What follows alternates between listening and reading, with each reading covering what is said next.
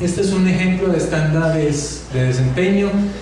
Nosotros, como íbamos detrás de ellos, organizamos la primaria, no lo organizamos, así estaba, en 3 ciclos, ¿cierto? Luego apareció por arte de prestidigitación 2 ciclos, y está bien. Bueno, pero entonces este es quinto y sexto. El estándar es organizar información y elaborar gráficas para comprender implicaciones y sacar conclusiones. Ese es un estándar complejo, muy complejo, porque no es solamente organizar información, no es solamente transformar la información en otro lenguaje, sino sacar conclusiones. Yo digo que para que un alumno de quinto y sexto, de sexto o de quinto, logre el estándar, necesito varias sesiones, generar proyectos, hay muchas cosas que hacer. O sea, el estándar no es una clase, pues. Entonces, como hay varias acciones, los conocimientos, habilidades y destrezas se refieren, por la organización que tenemos, se les llama información, y hay niveles. El nivel 4 es recopile, organice, analice y presente información en tablas gráficas y barras pastel para deducir conclusiones, analice las tendencias en gráficas, obtenga promedios, analice las tendencias en gráficas, identifique la moda y la mediana, interprete y saque conclusiones de la información que se le presenta en tablas gráficas en su vida cotidiana. Cada una de esas está asociada a evidencias de aprendizaje. ¿Cómo sabemos que recopile, organice, analice y presente información en tablas de barras y pastel para deducir conclusiones? Entonces las maestras nos decían, miren, que elabore encuestas, aplica y organiza los datos obtenidos, elaborar las gráficas correspondientes a esa información y explicar los resultados. Más vale que hay un buen tramo y muy buenas cosas por hacer. Entonces, esas 3 acciones están aquí y están acá. La que sigue. Los estándares de desempeño en el aula.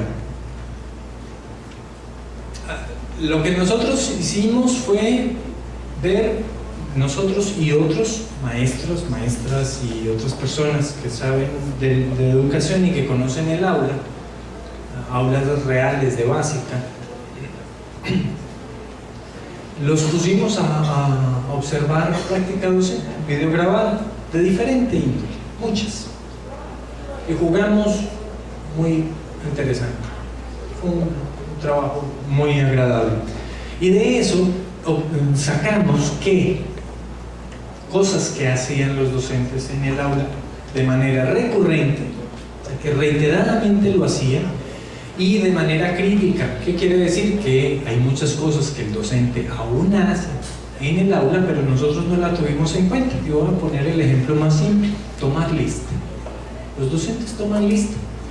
Los docentes de secundaria, cada vez que entran a un salón, toman lista, y los de básica, primaria, perdón,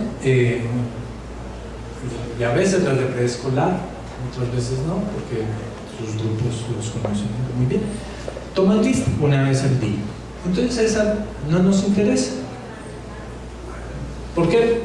Porque no queremos, no consideramos que fuera crítica, pero otras sí.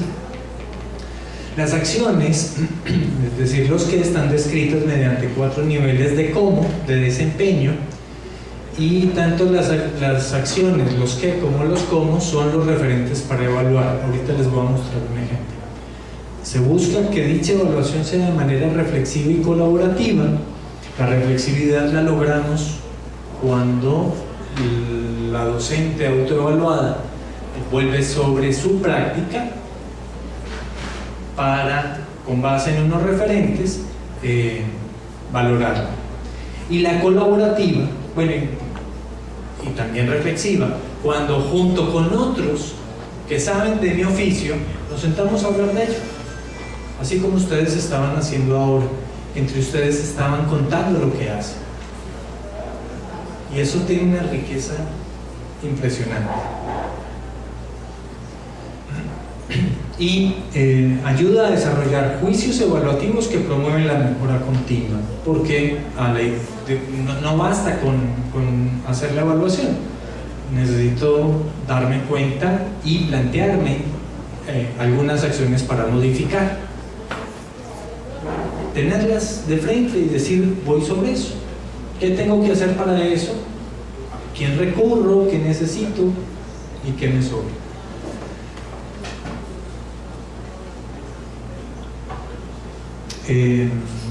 Los estándares ayudan a reflexionar sobre la práctica.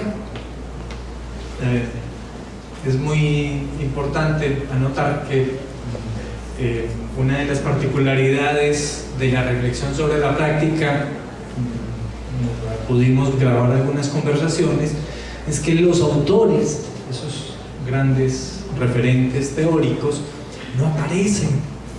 ¿Por qué? Porque es la praxis. Y no porque la teoría sea mala, nada. Es decir, yo mi práctica no la comparo con lo que dijo Piaget. No la puedo comparar, no tiene sentido. La comparo contra mi práctica y la práctica socializada de los maestros. Y reitero, no estoy criticando la teoría. Lo que quiero decir es que la práctica es un lugar sobre el cual yo puedo aprender. Y entonces el modelo plantea eso. Para la teoría, bueno, pues hay otras instancias, las universidades, los cursos, y los cursos, y los cursos, y los cursos.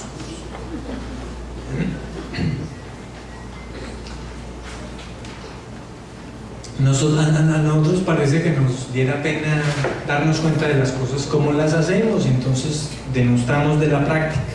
Y reitero, de verdad darse cuenta que de lo que hacen los otros, que hacen lo mismo que yo, que tienen el mismo oficio, yo tengo muchísimo que aprender, mucho. Identificar fortalezas y debilidades. ¿Por qué planteamos en el de docentes fortalezas y debilidades? Porque nuestro incipiente conocimiento humano nos ha dicho que nosotros podemos atender nuestras debilidades desde nuestras fortalezas. Entonces, si yo reconozco también mis fortalezas, puedo hacer algo con mis debilidades desde las fortalezas. Saber si hay progreso en el desarrollo profesional y diagnosticar y diseñar estrategias colectivas para la formación docente. Con esto nosotros teníamos la pretensión y tenemos evidencia de que los maestros que llevan a cabo los procesos, porque son reiterados, empiezan a identificar sus necesidades de formación y se dan cuenta que en el mercado no hay nada que se los satisfaga. Y eso está muy interesante, porque entonces pues los docentes ya bien empapados de sus necesidades van a poder ir a decir, oiga, ¿qué hacemos? Y mientras tanto, mientras el sistema reacciona, va a pasar un poquito de agua por debajo del puente, mientras reacciona para atenderlo, ustedes van a poder recurrir a los otros, que son sus pares, y van a trabajar de maravilla. Y para cuando llegue el sistema, bueno, y la que sigue es diagnosticar y diseñar, la que sigue. Esto me lo voy a decir rápido. Está basado en videograbaciones de diferente asignatura, nivel, modalidad, hombres, mujeres, multigrado, indígena, secundaria, historia, geografía, de todo. se codificó el saber y el saber práctico de los docentes, y el modelo está diseñado desde una concepción de aprendizaje desde la reflexividad. ¿Qué sigue, por favor? Este es el mapa de los estándares de desempeño docente. Están organizados en 5 categorías. Planeación, que es preáulico. Es lo único que no tiene referente el aula, es decir, para lo único que no usamos video fue para la planeación, que usábamos las planeaciones de las maestras y los maestros. Planeación de la clase o del día o del mes o de lo que fuera, pero ahí aparecían 4 cosas: selección de contenido, selección del propósito, diseño de estrategias didácticas y diseño de mecanismos de evaluación. Déjenme contarles una infidencia. En realidad, la selección de mecanismos de evaluación había muy poquitos, porque como la evaluación hay una concepción de la evaluación punitiva o sumativa, entonces pues yo voy a dar una clase, pues no me voy a plantear cómo voy a verificar si esos alumnos están aprendiendo, porque esa es una clase, y la otra, lo dejo para el bimestre, que les haga un examen de quién sabe. Bueno, no se lo plantean de manera generalizada. A nosotros nos parecía, como si había maestros que se los planteaban, bueno, pues empiecen a preguntarse cómo voy a evaluar en la planeación, cómo voy a evaluar si esos alumnos están aprendiendo. ¿Qué